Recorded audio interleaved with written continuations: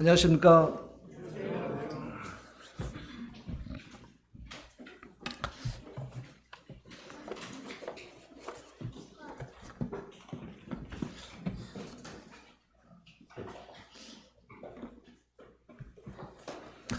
날씨가 좀 흐릿하긴 하지만 봄 기운은 우리가 너무나 잘 체감하는 것 같아요. 매화꽃이 피었다는 소식 들었죠? 혹시 매화꽃 구경하고 오신 분 있어요? 아직 없으세요?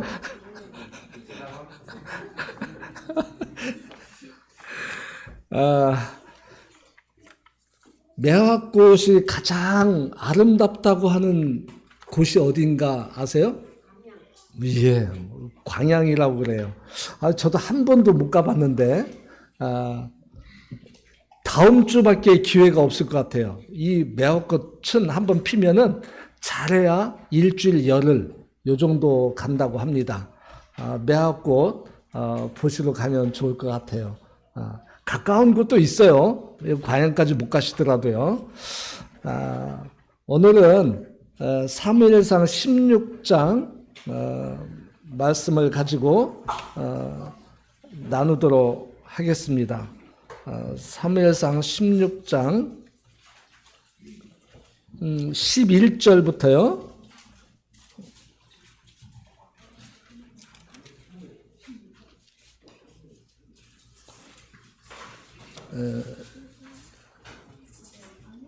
사무엘상 16장 11절부터 23절까지 다 함께 먼저 읽어보도록 하겠습니다. 사무엘상 16장 11절부터 23절까지 11절 시작. 또 사무엘이 이새에게 이르되 내 아들들이 다 여기 있느냐? 이새에게 이르되 아직 막내가 남았는데 그는 양을 지키나이다. 사무엘이 이새에게 이르되 사람 보내어 그를 데려오라. 그가 여기 오기까지는 우리가 식사 자리에 앉지 아니하겠노라. 이에 사람을 보내어 그를 데려오매 그의 빛이 붉고 눈이 빼어나고 얼굴이 아름답더라. 여호와께서 이르시되 이가 그니 일어나 기름을 부으라 하시는지라.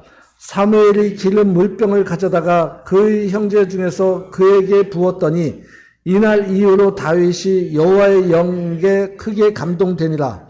사무엘이 떠나서 라마로 가니라. 여호와의 영이 사울에게서 떠나고 여호와께서 부리시는 악령이 그를 번뇌하게 한지라.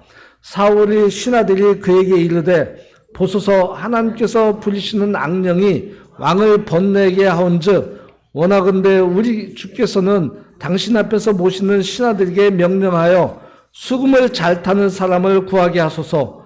하나님께서 부리시는 악령이 왕에게 이를 때에 그가 손으로 타면 왕이 나으시리라 하는지라. 사울이 신하에게 이르되 나를 위하여 잘 타는 사람을 구하여 내게로 데려오라 하니 소년 중 한 사람이 대답하여 이르되 내가 베들레헴 사람 이새의 아들을 본즉 수금을 탈 줄 알고 용기와 무용과 구변이 있는 준수한 자라. 여호와께서 그와 함께 계시더이다 하더라. 사울이 이에 전령들을 이새에게 보내어 이르되 양치는 내 아들 다윗을 내게로 보내라 하며 이새가 떡과 한 가죽 부대의 포도주와 염소 새끼를 나귀에 실리고 그의 아들 다윗을 시켜 사울에게 보내니 다윗이 사울에게 이르러 그 앞에 모셔 서매 사울이 그를 크게 사랑하여 자기의 무기를 드는 자로 삼고 또 사울이 이새에게 사람을 보내어 이르되 원하건대 다윗을 내 앞에 모셔 서게 하라. 그가 내게 은총을 얻었느니라 하니라. 하나님께서 부리시는 악령이 사울에게 이를 때에 다윗이 수금을 들고 와서 손으로 탄즉 사울이 상쾌하게 낫고 악령이 그에게서 떠나다.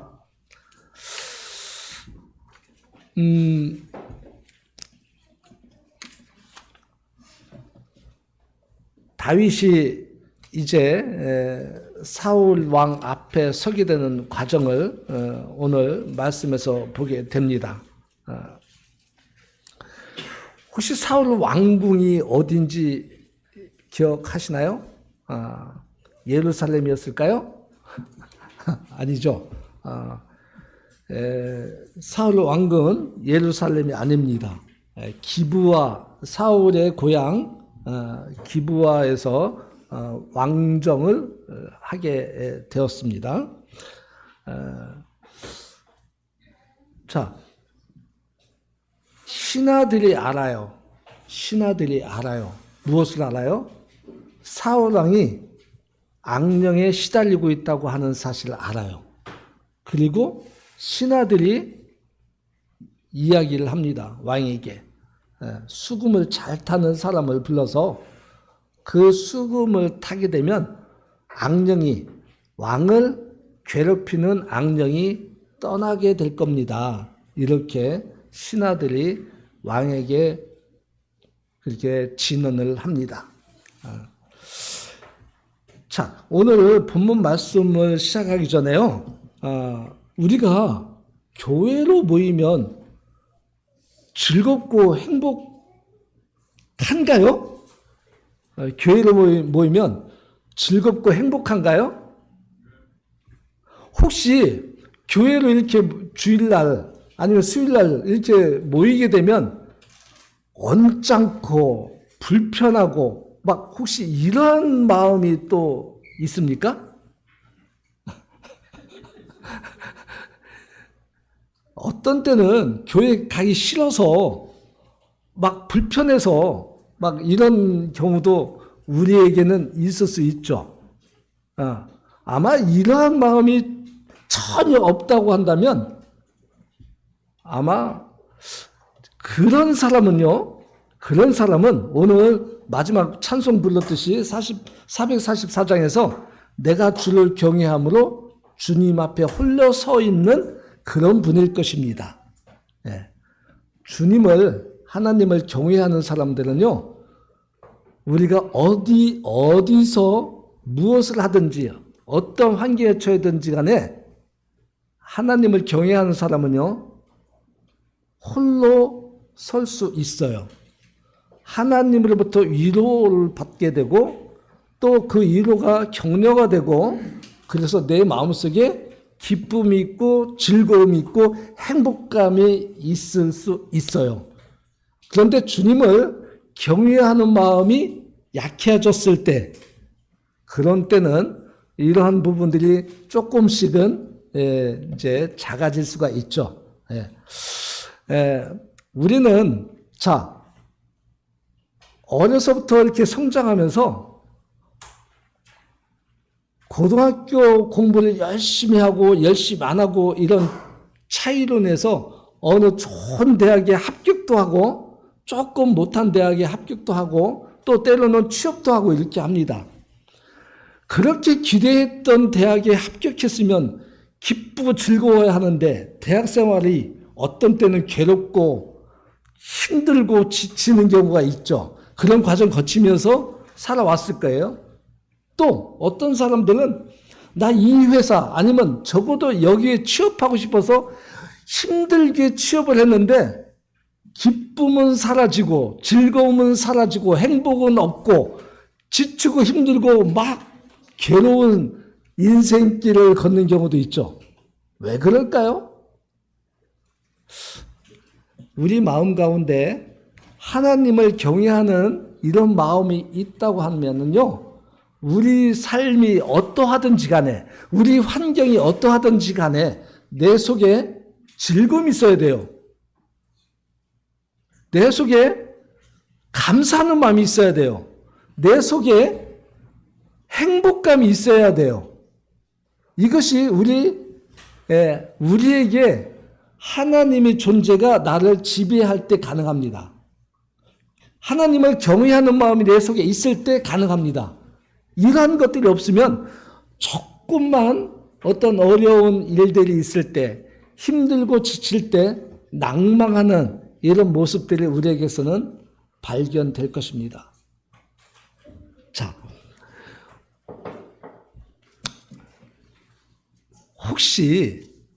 혹시요, 이런 일이 없기를 바라는 마음으로 제가 말씀을 드려보는데, 주일날 예배 드리러 와서 떡과 잔에 참여하지 못한 일들이 있었나요? 개인적인 어떤 일들로 인해서 만찬 예배에 그냥 구경꾼으로 지낸 적이 있나요? 참여하지 못하고 떡이 오면 떡을 떼지 못하고 패스, 잔이 오면 잔을 마시지 못하고 패스, 이런 경험들이 단 한 번에도 있으셨나요? 왜 그렇죠? 그 순간에 하나님을 경외하는 마음이 없어서였나요? 그 순간에 하나님과 나는 관계된 사람이 아니다고 하는 생각 때문이었나요? 만약에요, 어떤 일이 있어요. 아침에, 하필이면 주일날 아침에 부부싸움해요. 아니면 자녀들과 티격태격 다퉈요. 그런데 이것이 좀 심해서 내 어떤 본성이 드러날 정도로 막 이런 상태에서 왔으면 떡을 떼지 않아야 되나요? 잔을 마시지 말아야 되나요? 그래야 되나요? 이런 것들, 사소한 일들, 아니면 좀 더 큰 일들, 이런 것들이 나를 지배하게 되면 정죄를 받을 겁니다. 이 정죄가 떡과 잔을 참여하지 못하게 할 이유가 되나요? 하나님을 경외하는 사람은요, 그런 일들하고 관계없이 하나님이 나에게 베풀어 주신 은혜, 국률하심, 베풀어 주신 은혜의 사랑, 이것만 생각해 보게 되면 떡과 잔에 참여하지 않을 수 없는 그런 겁니다. 이것은 사탄이 우리를 이렇게 건드는 가장 예민한 부분이에요. 우리는 그런 데에 휘말려 들어가면 안 되는 거예요. 정죄받지 않는 사람이 누가 있어요? 한 주 동안에. 꽤 꼭 주일날 아침에만 그런가요? 한 주 내내 안 그런가요? 이러한 것들을 이겨내는 것이 하나님을 경외하는 이런 마음이 내 속에 있으면 감사한 거예요. 그래서 떡을, 잔을 이렇게 왔을 때 정말 주님께 감사할 수 있는 거예요. 그 은혜에 우리는 젖어 들어갈 수 있는 거예요. 우리는 이런 사탄의 어떠한 시험에 넘어지지 않기를 바랍니다. 자, 오늘 읽은 말씀 중에 다윗은 다윗은 아버지 이새에 있어서 어떠한 존재일까? 이런 궁금증이 들어요. 또 한 가지는 사울 왕의 신하들도 알고 있는 하나님께서 부르시는 악한 영, 그 악한 영이 왜 수금 소리에, 수금이라고 하는 악기 소리에 잠잠해질 수 있었을까? 또 이새는 막내 아들 왜 다윗을 전쟁터로 보냈을까? 막내 아들은 전쟁터에 나갈 때는 20세 이상만 나가고 이새의 아들 중에는 3명이 나갔죠. 그러면 그 밑으로 4명이 더 있어요. 다윗이 몇 번째 아들이에요? 지금 답 나왔는데 8번째 막내 아들이에요. 그 의외로 4명의 아들이 더 있는데도 불구하고 왜 이 어린 막내 아들을 전쟁터에 보냈을까? 이런 궁금증이 들지 않나요? 오늘 주제는요, 나에게 주어진 일을 잘하자, 나에게 맡겨진 일을 잘하자라는 주제로 오늘 사무엘상 16장을 가지고 나누려고 하는 겁니다.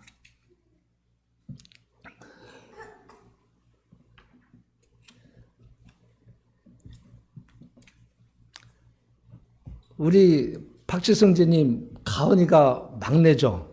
지금도 이쁘죠. 가은이가 10살인가요? 11살인가요? 지금도 이쁘죠? 셋째, 자녀가 셋인데 막내 딸을 이렇게 이뻐해. 지금도 10년이 지났는데. 혹시 나는 막내라고 한 분 있나요? 막내. 대부분 요즘은 하나 아니면 둘 나갖고 막내 개념이 없어요. 예. 큰 자녀, 작은 자녀 이런 개념이 거의 없죠. 그런데 저희 세대 때만 해도 기본이 5이에요. 기본 5. 그런데 그 중에 막내 딸도 사랑받았겠지만 막내 아들은 너무너무 사랑을 많이 받는 모습들을 저는 봤어요. 또 주변에서 그런 것들을 쉽게 목격을 했고요. 왜 막내들을 그렇게 사랑할까요? 우리 교회에서 막내는 누구죠, 지금?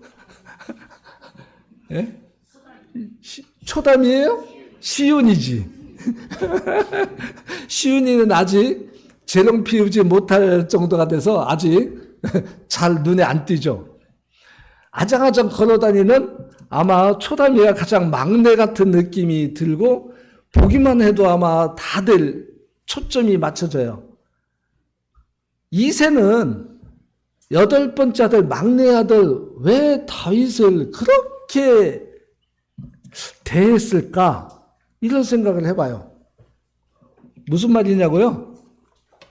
사무엘 선지자가 이새를 가족을 다 불러요. 그런데 7째 아들까지만 그 앞에 세웁니다. 근데 막내 아들, 그 어린 막내 아들 다윗은 양을 돌보라고 그렇게 하고 부르지 않아요. 아니, 선지자 사무엘이 오는데 왜 그 막내 아들을 양 돌보라고 하고 부르지 않았을까? 제가 이 부분이 궁금했어요. 그래서 주석을 여기저기 다 여러 주석을 찾아봤어요. 하물며 인터넷까지 검색을 해봤어요. 이새와 다윗 관계를. 그런데 자세히 기록해 놓은 부분은 거의 없는데 하물며 어떠한 사설까지 있었냐면은 이새가 다윗을 적자가 아니다라고 하는 추정까지도 하더라고요. 첩의 자식이라고 이렇게까지 추정하는 주석을 읽어봤어요. 터무니없는 자기 주장이죠. 그런 것들은 우리가 깊이 염두에 둘 필요는 없는데 이렇게까지 보더라고요. 왜 막내 아들을 그렇게 했을까? 막내 아들 얼마나 이쁘고 사랑스럽고. 그런데 다윗은 이 어렸을 때부터 아버지로부터 소외당하면서 큰 건가? 다른 7 아들에 비해서 다윗은 이렇게 아버지로부터 별로 사랑받지 못하면서 컸나? 이런 궁금증이 있더라고요. 제가 볼 때. 어떠하든지 간에 다윗을 살펴볼 때요. 우리도 교회에서 혹시 이새가 다윗을 그렇게 해서 제가 그렇게 보았듯이 우리 교회에서 혹시 이런 부분들은 없을까? 있는가? 이렇게 좀 살펴봐지게 되더라고요. 우리는요, 보통 학교에서 소외시키는 일들로 인해서 여러 사건들을 접하죠. 이 소외를 당한다는 것을 내가 느끼고 내가 그것을 당하게 된다는 것을 내가 생각할 때는 이거는 정말 견딜 수 없을 거예요. 누가 나를 소외를 시켜도 내가 그 소외감을 느끼지 않으면 이거 아무것도 아니에요. 그렇잖아요? 그런데 내가 그것을 느끼게 되면 그때부터는 문제가 돼요. 혹시 나는 우리 교회에서 혹시 소외당하는 좀 외톨이 같은 이런 사람인가? 이런 생각 들 때 그냥 넘어가지 마세요. 이거 병돼요. 그런 분이 있으면 병돼요. 우울증의 기본이 소외당하는 데서부터 시작된다고 하잖아요. 예, 우리는 이 부분에 관심을 기울여야 될 겁니다. 이 사무엘이 이 막내 아들이 오기 전에는 식탁에 음식을 먹지 않겠다고 합니다. 그러면서 이새에게 불러오라고 그래요. 이새는 막내 아들 다윗을 불러오죠. 양을 칠 때, 양을 친 것을 맡길 때 부득불로 맡긴 것이 아니라는 것이 여기서 드러나요.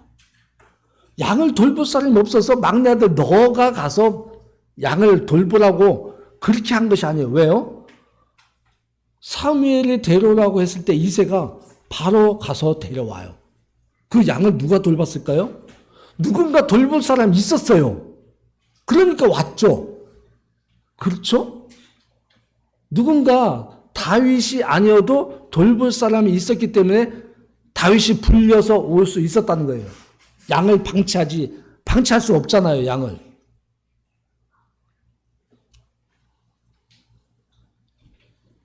그렇게 와서 다윗은 기름 부음을 받습니다. 이때 나이가 이렇게 추정해 볼 때 13살에서 15살 정도 이렇게 보여지죠. 계산했을 때. 왜 이렇게 계산이 됐는지는 아마 다들 알고 있으실 거예요. 우에 셋 형이 전쟁터에 나간 나이가 20세 이상이었기 때문에 갔고, 전쟁터에 못 나간 형들이 4명이나 있었고, 연년생으로 따지거나 아니면 1년 6개월 이 정도로 2년 이내로 터울을 계산한다 해도 13세에서 15세 정도 추정이 가능하다 하는, 이렇게 해서 그 정도 되죠. 14절에서 다윗이 기름을 받은 이후 하나님의 영이 다윗에게 임하게 되었다고 기록하고 있어요. 그런데 그 다음에 바로 사울 왕에게는 하나님의 영이 떠나게 되었다고 기록하고 있고요. 오늘날에는 우리가 주님을 영접하면 하나님 영, 성령님이 들어오셔서 떠나시나요? 안 떠나시잖아요. 지금 오늘날에는 성령님이 우리가 주님을 영접하는 순간에 들어오셔서 영원히 우리와 함께 하시잖아요. 이것은 성경에서 우리에게 여러 곳에서 입증해 주고 계셨고 우리가 스스로 그런 것을 입증하고 있죠. 근데 이 구약시대 때에는 그러지 않았다는 거예요. 하나님께서 하나님 영이 들어왔다 나갔다 하는 이러한 말씀들이 여기저기에 확인이 돼요. 네. 이제 욥기에서 우리는 또 그걸 볼 수가 있고요.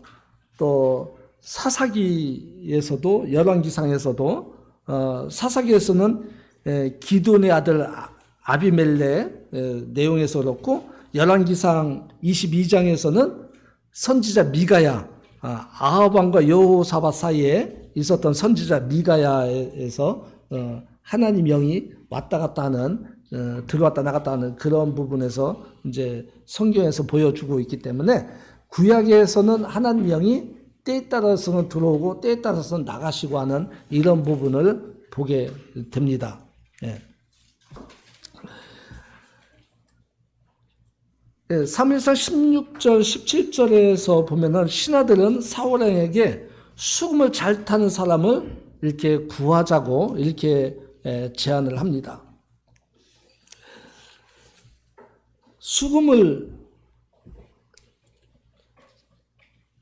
수금 타는 소리를 들으면 사울 왕에게 들어온 악한 영이 떠나서 이렇게 그 괴롭힘에서 벗어날 수 있었다고 하는 사실이에요. 수금이 어떠한 역할을 하기에 그게 가능했을까? 이런 생각을 좀 또 해볼 필요가 있죠. 18절은 오늘의 주제 말씀을 설명해 주고 있는데요. 신하가 말을 해요. 소년 중 한 사람이 대답하여 이르되 내가 베들레헴 사람 이새의 아들을 본즉 수금을 탈 줄 알고 또 용기와 무용과 구변이 있는 준수한 자라 여호와께서 그와 함께 계시더이다 하더라 하면서 이제 다윗을 추천을 하는 것을 봅니다. 이 다른 성경에서는 이렇게 설명하고 있어요. 그는 솜씨 있게 하프를 탈 줄 알고 또 강하고 용맹한 자요 전사요 일에 분별력이 있으며 단정한 자다. 이렇게 흠정역에서는 이렇게 번역하고 있어요. 자, 지금 여기에서는 하프라고 번역하고 있는데 수금과 하프는 동일한 말이에요. 동일한 악기를 표현하기 위해서 다르게 한 거예요. 혹시 수금, 하프가 어떻게 생겼는지 아세요? 그 활같이 생겼어요. 활같이 이렇게 생겼는데 뜯는 거죠. 치는 거지. 우리 말로는 예전에는 이 하프를 가야금으로 이렇게 번역한 적도 있었죠. 옛날에.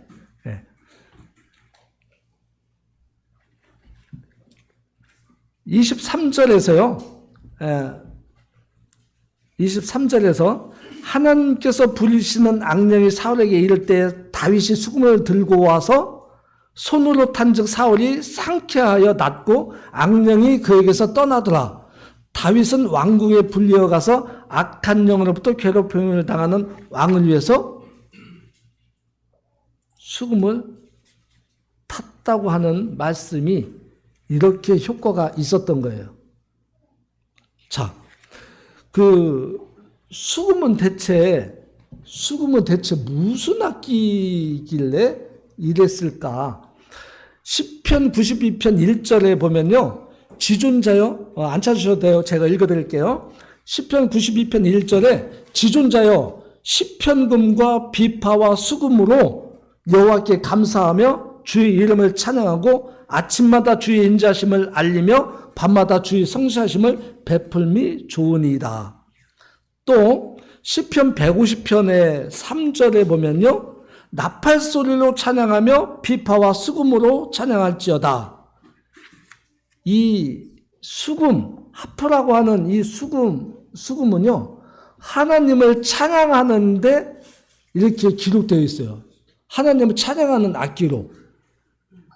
이 수금을 혹시 여러 사전이나 주석이나 다 찾아봐도요, 하나님을 찬양한 악기로만 기록되어 있어요. 그렇게 설명을 하고 있어요.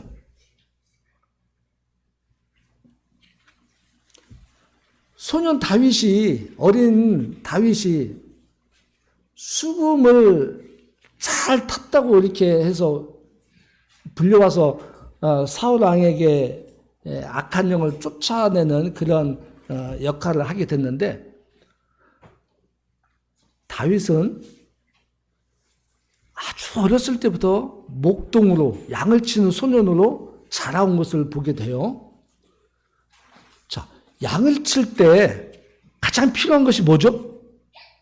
양을 칠 때 가장 필요한 거. 피리. 양을 칠 때. 피리라고 우리는 알고 있죠. 왜요?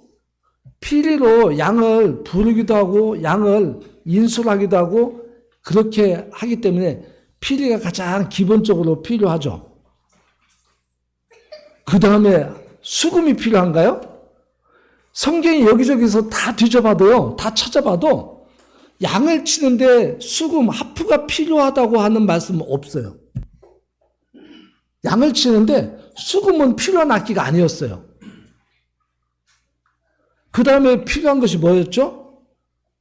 양을 보호하기 위해서 돌팔매가 필요했어요. 돌팔매질. 그렇죠? 네. 피리는 그렇게 큰 기술이 없어요.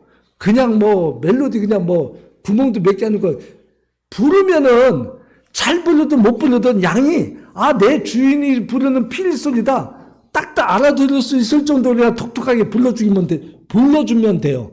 그 양이 알아들을 수 있도록. 뭐 이것을 잘 불러서 막 곡을 만들어서 이렇게 할 수도 있지만 양에게는 내 주인이 부른 피리 소리다 이렇게만 인식시켜주면 되는 거였어요. 그렇게 큰 기술이 필요가 없을 정도로 양에게 들려주기만 하면 됐던 거고, 그런 양을 맹수로부터 보호하기 위해서는 돌팔매질을 잘 해야 했어요. 돌팔매질을 얼마나 잘 해야 됐나요? 다윗이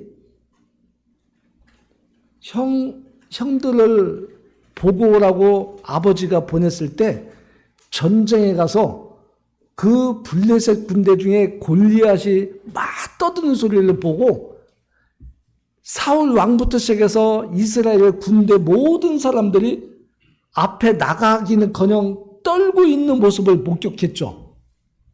그런 모습을 우리는 성경에서 찾아볼 수 있죠.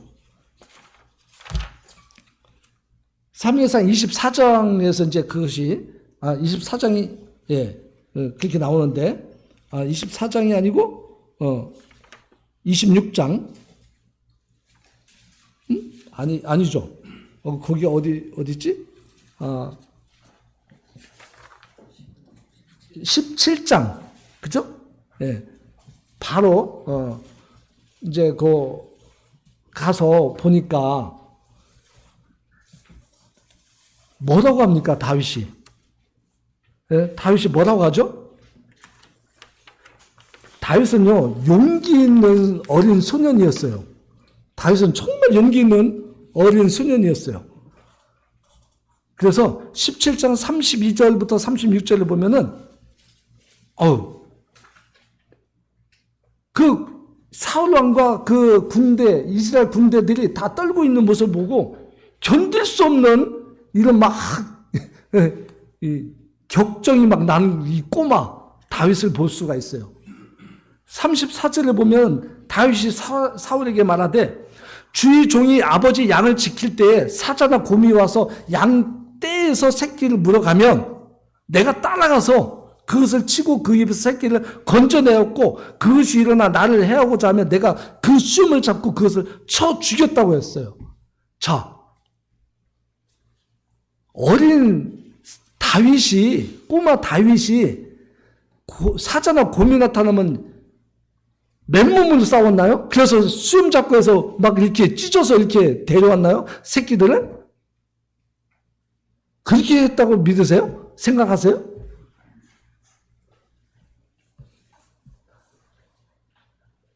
다윗이 골리앗을 돌팔매질해서 한 방에 쓰러뜨립니다. 정확하게 한 방으로. 얼마나 이걸 잘 던지는 기술이 있었으면 한 방에 이 골리앗을 쓰러뜨릴 수 있었을까요? 이 실력이 양을 치는데 필요했었다는 거예요. 어린 양이 사자나 곰에 그 입을 벌려서 물려 죽을 수밖에 없는 그 순간에 이 돌팔매질로 해서 한 방에 쓰러뜨렸다는 거예요. 그리고 그 물려가는 그 직전에 그 양을 구했다는 거예요. 그런 다음에 쓰러진 사자와 곰이 입을 찢었다. 이렇게 저는 해석을 합니다. 쓰러진 사자나 곰을 이렇게 마무리하는 이런 장면이죠. 돌팔매질을 얼마나 연습을 많이 했으면 한 방에 정말 그 순간에 양을 구할 수 있을 정도로 정확하게 던질 수 있었을까? 이거예요. 이렇게 용기가 있다고, 나는 용기 있다고 하는 것을 사울왕에게 말하면서 내가 나가서 저 골리앗과 싸우겠다고 하는 거죠. 자, 우리가 여기서 볼 때 다윗은요, 이 양을 보호하기 위해서 돌팔매질을 한두 번 해갖고 그 경지에 이르지는 않았을 거라고 하는 생각입니다. 반복해서 계속 연습하는 거죠. 수없이 많은. 우리 규원이 형제가 축구 좀 잘하죠? 예? 우리 규원이 형제 축구 잘하죠? 예. 공을 차는데 정확하게 이 골대를 향해서 찰 수 있는 이 기술이요. 이거 하루아침에 되는 거 아니죠. 몇 번을 차야 돼요? 수십 번? 수백 번? 아니에요. 더 해야 돼요. 어쩌면 너무 많이 차갖고 발톱이 빠질 수도 있고 발가락이 아플 수도 있을 거예요. 차는 요령 기술도 중요하지만 얼마나 많은 연습을 하느냐에 따라서 달라요. 유람이가 저 또래 중에서는 제법 공을 잘 차요. 축구 교실을 지난번에 2번째 갔는데 제가 2번째 따라가 봤어요. 유람이가 공을 찰 때요, 퍽 소리가 나요. 공을 차는데. 그 축구공, 퍽 소리 나게 차요. 그런데 다른 아이들은 틱 이런 소리가 나. 그 가르치는 선생님이 놀래요. 아, 이 어린애가 이렇게 퍽 소리 날 정도로 차네? 진짜 제가 봐도 세요. 하루아침에 어느 날에 그 유람이가 저렇게 공을 차게 됐다고 생각하시나요? 규원이 그렇게 생각해요? 아니에요. 유람이가 어린이집에서 보통 3시 30분, 4시 이렇게 이제 어린이집에서 나오면 엄마가 그 앞에 그 운동장에 데려가서 틈만 나면 공을 차게 해줬던 거예요. 틈만 나면 공을 차게 해줬던 거예요. 그 어린 아이가. 공을 좋아하니까 또 찾겠죠. 수없이 많은 반복된, 내가 좋아하는 걸 하면서 반복하니까 그렇게 됐다는 거죠. 자, 우리는 학교 다니는 학생들한테 좀 집중적으로 저는 하고 싶은 말인데요. 우리 어른들요, 나는 영어를 좀 하는데 영어 외국인 만나면 영어로 난 대화할 수 있다고 하는 분 몇이나 되죠? 우리 교회? 우리 지연자매 빼고. 동해연전이 외국에서 살다 왔으니까 빼고. 그렇지 않은 외국인과 쉽게 접하지 않아 본 분들 중에 나는 영어를 대화할 수 있다고 할 정도로 가능하다고 하는 분 몇이나 되죠? 누가 있죠? 영어 공부를 몇 년 동안 공부했어요? 적어도 10년 이렇게 했잖아요. 그쵸? 근데 왜 영어를 못한다고 하죠? 영어를 못한다고 하는 표현이 맞아요? 아니에요. 대표적으로 저는 영어 공부에 실패한 사람이에요. 왜 실패했을까요? 중학교 1학년 때까지는 그렇게 예습적으로 영어 단어를 달달달달 외워서 학교 갔어요. 근데 2학년 2학기 때부터요, 이게 안 돼. 단어 암기는 것이 점점 게을러지기 시작했어요. 점점 게을러져, 단어 암기하는데. 그러면서 실패를 했어요, 저는. 그때부터 영어책을 덮었어요. 아, 정말. 영어 단어 하나 암기하는데 몇 번을 써야 되고 몇 번을 되뇌어야 내 것이 된다고 하죠? 우리 영어 선생님. 몇 번 정도? 예?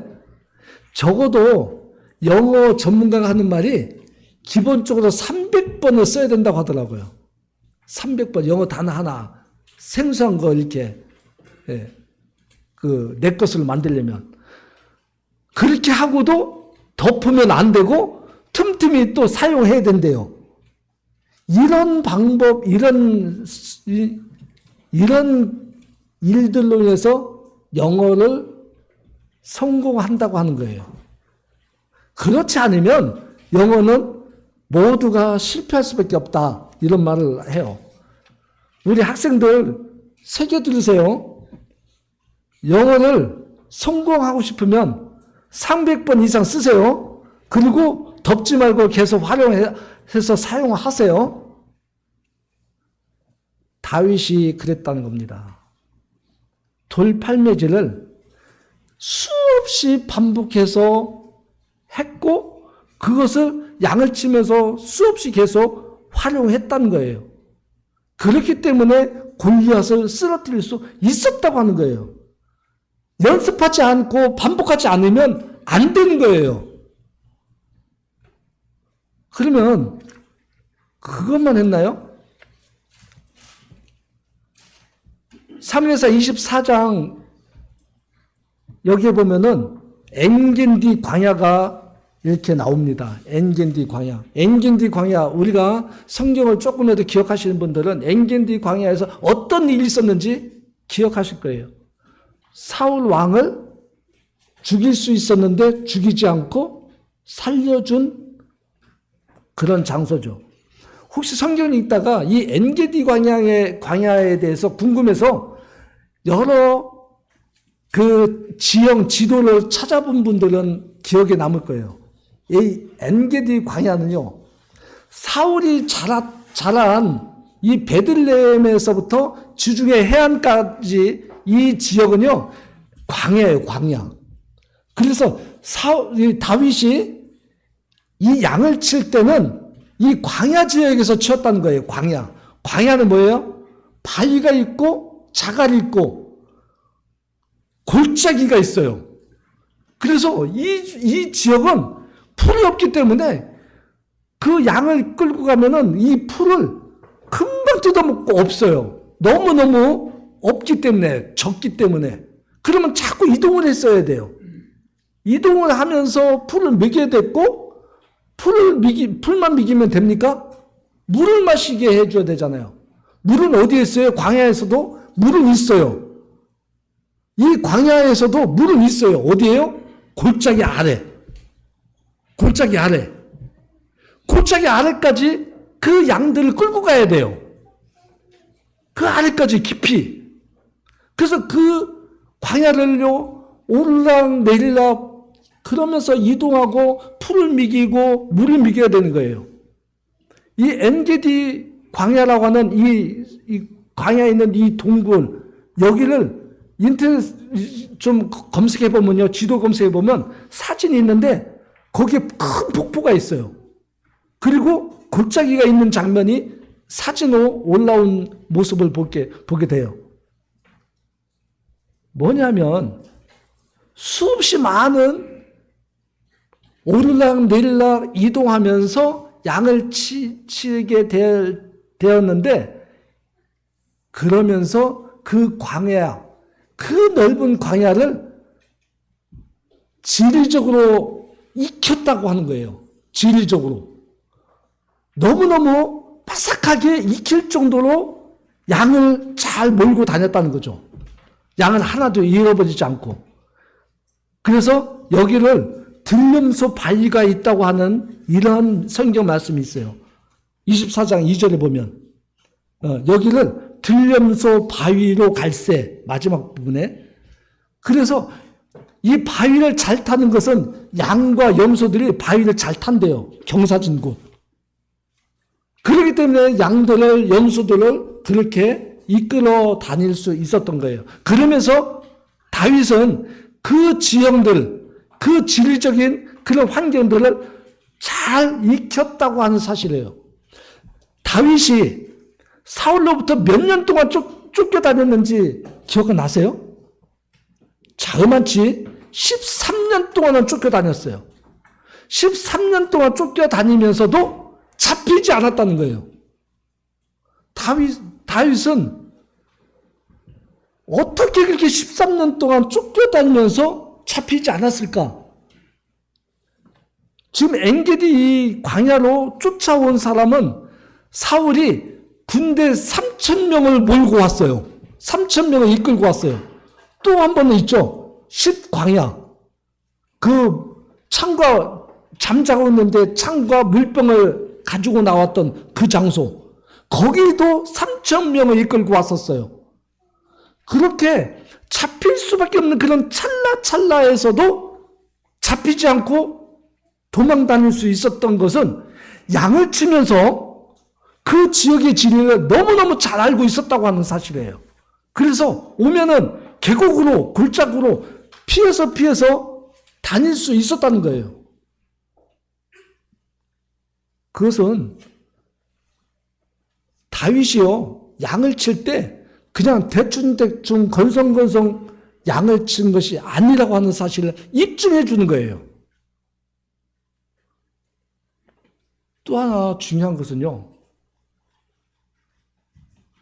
양들을 그렇게 몰고 다니면서 양들도 쉬어야 되잖아요. 쉬어야 하는 그때에 저는 이 수금에 대해서 계속 묵상을 해봤어요. 다윗과 수금. 근데 아까 찾아봤듯이요, 비파와 수금은 하나님을 찬양하는 이런 말씀들만 쭉 있다고 말씀드렸잖아요.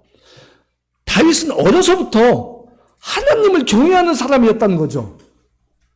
어려서부터 하나님을 찬양하는 사람이었다는 거죠. 그래서 수금, 하프라는 수금을 그렇게 연습해서 하나님을 찬양했다고 하는 이런 쪽으로 저는 이 해석이 되어지는 거예요. 어린 다윗이. 그래서 수금을 수없이 이렇게 치면서 하나님을 찬양할 때 양들이 그 소리를 듣고 평안함을 그렇게 누리며 목동 주인인 다윗을 이렇게 바라보았다 하는 사실이에요. 이렇게 수금도 열심히 최선을 다해서 연습하고 하면서 하나님을 찬양하는 이러한 것들이 다윗에게 있었다는 거예요. 자, 다윗은 다시 한번 정리해 볼게요. 다윗은 양을 칠 때 대충 치지 않았다. 오르락 내리락 하면서 풀을 미게 되고 물을 미게 되고 하면서 이 양들을 키울 때 지리적인 그런 환경을 익숙하게 했기 때문에 사울의 추적을 피할 수 있었다고 하는 사실이에요. 그렇게 양을 칠 때 최선을 다해서 그렇게 양을 키웠기 때문에. 또 하나, 그 양을 보호하기 위해서 맹수로부터, 사자와 고문으로부터 보호하기 위해서 이 돌팔매질을 수없이 잘 할 수 있었다. 연습을 해서 잘 할 수 있었다. 그래서 골리앗을 쓰러뜨릴 수 있었다. 그렇게 사용이 되어진 거예요. 그리고 하나님을 찬양한 그 어려운 그 환경 가운데에서도 얼마나 힘들었겠어요. 오르락 내리락 이렇게 저렇게 양을 몰고 다니면서 그 광야에서 이런 목천지가 아닌 그런 곳에서 그러함에도 틈틈이 하나님을 찬양하는 사람이었다. 뭘로? 수금으로. 그래서 이 수금이 결국에는 사울왕이 악령이 들어서 괴롭힘을 당할 때 그 수금을 잘 치는 다윗이라고 하는 소문이 왕궁에까지 들려지게 되고 왕궁에서 다윗을 이렇게 불러올 수 있는 사람이 되었다고 하는 사실이에요. 자, 우리 학생들 있죠? 학창시절 때가 있어요.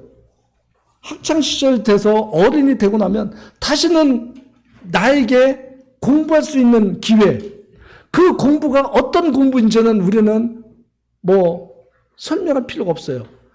하나님이 나에게 어떤 배울 수 있는 기회, 어떤 일을 할 수 있는 기회, 그런 기회에 열심히 최선을 다한 사람은 하나님께서 그것을 필요할 때 부르셔서 사용하신다고 하는 사실이에요. 우리 직장인들도 마찬가지예요. 어디든 어떤 직업, 어떠한 직장에 일을 시작하든지 간에 거기에서 그 일을 수행할 때 주어진 그 일뿐만 아니고 관계된 일들을 열심히 하면 하나님이 그러한 일들을 통해서 우리는 훈련시키고 연습시켜서 어떤 일들을 또 할 수 있도록 하나님이 우리를 부르신다고 하는 사실이에요.